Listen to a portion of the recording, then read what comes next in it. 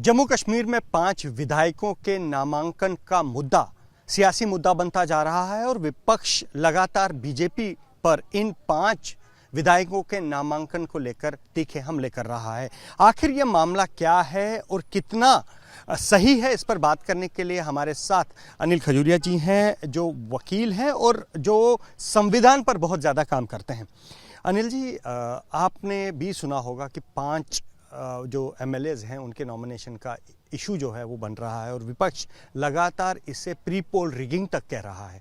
सबसे पहले आपसे जानना चाहूँगा, क्या कानून में, कॉन्स्टिट्यूशन में क्या प्रोविजंस हैं इन 5 विधायकों के नॉमिनेशन को लेकर? इसके ऊपर आने से पहले मैं आपके ये जो रिगिंग और विपक्ष की जो आप बात कर रहे हैं, थोड़ा सा उसके ऊपर मैं बात करना चाहूँगा। अभी तो एग्जिट पोल आया है तो देयर इज नो पक्ष नो विपक्ष, बट एनीवेज देयर इज एक क्वार्टर है जहाँ से ये एक ग्रीवांस रेज किया जा रहा है कि जो 5 मेंबर्स हैं तो इनसे क्या ये गेम चेंजर होंगे, किस तरह से होगा उसको लेके। तो उसको अगर हम बात करें तो कॉन्स्टिट्यूशन ऑफ इंडिया के अंदर there are provisions which provide for state क्या होगी, यूनियन टेरिटरीज कैसे बनेंगे। मगर जम्मू एंड कश्मीर के संदर्भ में अगर हम बात करें तो साल 2019 में यहाँ पे हमारे 5 अगस्त 2019 को रीऑर्गेनाइजेशन एक्ट 2019 जो है वो इनफोर्स लाया गया था। जब ये रीऑर्गेनाइजेशन एक्ट आया तो रीऑर्गेनाइज करते हुए स्टेट को इन्होंने 2 यूनियन टेरिटरीज में डिवाइड कर दिया। One is union territory of Jammu and Kashmir, other union territory of Ladakh. और उसमें डिफरेंस क्या रहा दोनों में कि जम्मू एंड कश्मीर जो लेजिस्लेटिव असेंबली के साथ यूनियन टेरिटरी बनाया गया और लद्दाख को बिना उसके। अब जो कॉन्स्टिट्यूशन थी, मतलब constitution of legislative assembly in Jammu and Kashmir as वह जो पहले एग्जिस्ट करती थी, मतलब पहले इनफैक्ट 2019 से पहले, तो उसके बाद में क्या फ़र्क आया ये मैं आपको बताऊंगा। क्योंकि जो रीऑर्गेनाइजेशन एक्ट आया तो रीऑर्गेनाइजेशन एक्ट के अंदर ही सारे प्रोविजंस इनकॉर्पोरेट किए गए, ये बताने के लिए कि कितने आपकी वैकेंसीज होंगी, कितने आपके मेंबर लेजिस्लेटिव होंगे, नॉमिनेशन होगी, क्या होगी। उसमें सेक्शन 14 है। सेक्शन 14 में उन्होंने पहले लेजिस्लेटिव असेंबली का कॉन्स्टिट्यूशन डिस्कस हुआ, जिसमें टोटल जो मेंबर्स थे 107 उसमें बताए गए, जिसमें से 24 अगर हम छोड़ दें, कौन से पीओजे के वाले उसको छोड़ दें 24, तो 83 मेंबर्स जो थे वो इसके लेजिस्लेटिव असेंबली के थे। और उसके बाद सेक्शन 15 में 2 फीमेल मेंबर्स का रिप्रेजेंटेशन की बात हुई थी as a members who would be representing the women folk, अगर in case it is found that the women is not adequately represented in the legislative assembly. एक हो गया, 2 लोग पहले से थे उसमें थे, तो 5 से में से 2 तो वो निकल गए। उसके बाद क्या हुआ है कि 2023 जुलाई में there is another standing statutory orders वगैरह निकले हैं, जिसमें एक मेंबर पीओजेकी का जेके जो है उसका रिप्रेजेंटेटिव और 2 मेंबर्स कश्मीरी माइग्रेंट्स के जो हैं वो रिप्रेजेंटेटिव इसमें डाले गए, जिसमें से एक फीमेल होना जरूरी है। सो ये टोटल 5 मेंबर्स बन गए। अगर आप 5 मेंबर्स देखें और 90 जो स्ट्रेंथ, उसके बाद जो स्ट्रेंथ थी 83 से बढ़कर 90 हुई और 90 के ऊपर ये जो है ये ओवर एंड अबव दोज 90 हैं, तो 5 और 90 हो गए 95। अब बात ये जो हो रही है कि इनका राइट जो है वो रिप्रेजेंटेशन का या इनका वोटिंग का राइट इनको होगा कि नहीं होगा। सो फार एज रीऑर्गेनाइजेशन एक्ट जो अगर हम पूरा उसको हम डिटेल में पढ़ें तो इस एक्ट के अंदर कोई भी प्रोहिबिशन नहीं है जो प्रोहिबिट करता हो उनको अपना कोई भी राइट एक्सरसाइज करने से, जो एक नॉर्मल इलेक्टेड एमएलए एक्सरसाइज करेगा।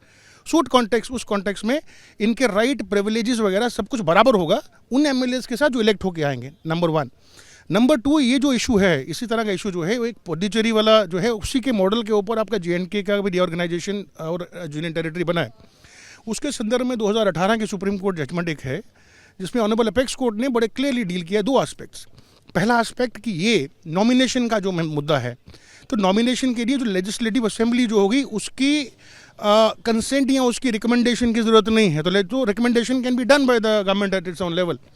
और दूसरा, ये जो लेजिस्लेटिव मेंबर्स बनेंगे, जो रिप्रेजेंटेटिव होंगे 5 अलग अलग क्लासेस के, तो उन रिप्रेजेंटेटिव्स के पावर्स जो होंगे they would be having equal powers and rights as would be vested with the other legislative members. So definitely it may prove to be the game changer, but for home that we get to know tomorrow. Anil ji, एक सवाल ये भी आता है, मतलब आप ये कह रहे हैं कि केंद्र के पास पूरा अधिकार है इन 5 को नॉमिनेट करने के लिए। अगर इन केस ये लोग कोर्ट जाते हैं इसके खिलाफ, तो क्या इनका जो वोटिंग राइट है वो सीज हो सकता है? देखिए, जहाँ तक बात है इनको नॉमिनेट करने की और नॉमिनेशन प्रक्रिया को चैलेंज करने की, सबसे पहले ये चैलेंज करेगा कौन? चैलेंज करने के लिए लोकस सबसे पहले होना ज़रूरी है।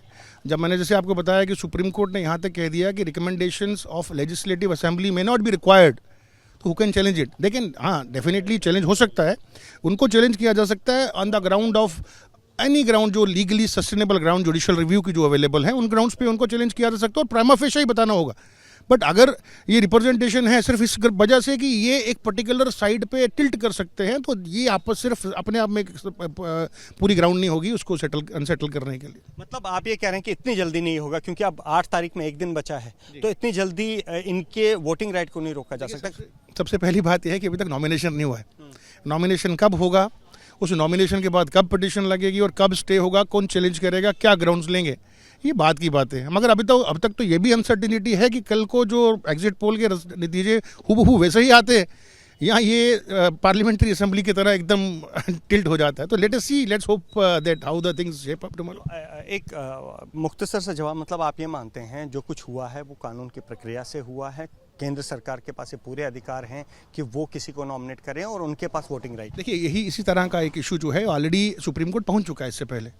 तो केंद्र सरकार की जो पावर्स हैं इस तरह का कुछ करने की, ये ऑलरेडी सुप्रीम कोर्ट ने संज्ञान में लेते हुए ये कहा है कि असेंबली की रिकमेंडेशन की जरूरत नहीं है, नंबर 1, एंड सेकेंडली इनके वोटिंग राइट्स अवेलेबल होंगे। So therefore once the issue is already settled, तो उसके ऊपर ज़्यादा बात करना कि पावर है कि नहीं है, मेरे को लगता है वो बेमानी सा होगा। और कानून संविधान के जानकार ये मानते हैं कि जो कुछ हो रहा है 5 विधायकों के नामांकन को लेकर, वो कानूनी प्रक्रिया के द्वारा किया गया है और इन सब के पास वोटिंग राइट यानी कि वोट डालने का अधिकार होगा। कैमरा पर्सन पवन चौधरी के साथ Ajay Baslo, ABP News, Jammu. What does Haryana's youth want?